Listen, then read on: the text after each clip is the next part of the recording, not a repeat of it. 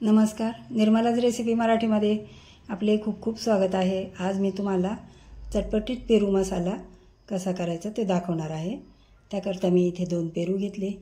ते आता आपण असे छान कापून घेऊया, त्याच्या चांगल्या फोडी करून घेऊया एकसारख्या।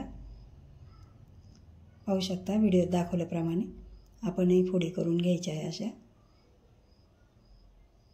हे पहा, अशा मी एका पेरूची फोड केली। आता हे दुसरे पण असेच कट करून घेते।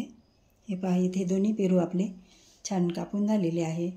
आता मी एका वाटीमध्ये काढून घेते।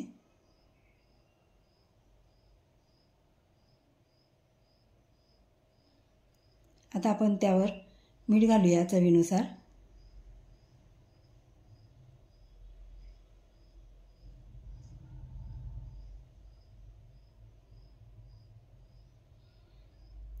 त्यानंतर मी पाव चमचा लाल तिखट घालणार आहे। तिखट आपण आपल्या आवडीनुसार कमी किंवा जास्त करू शकता। अगदी चिमूटभर हळद घालायची। 1 चिमूटभर साखर घातलेली आहे आणि पाव चमचा इथे मी चाट मसाला वापरलेला आहे। 10-12 थेंब आपण लिंबाचा रस घालूया। हे सर्व साहित्य आता इथे टाकून झालं। आता मी एक प्लेट पालथी घालून हे सर्व अगदी मिक्स करून घेते। आपण हाताने पण करू शकता। हे पहा, इथे असं छान झालेलं आहे चटपटीत पेरू मसाला।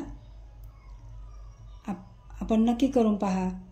अगदी पटकन आणि तोंडाची चव वाढवणारी अशी ही रेसिपी आहे।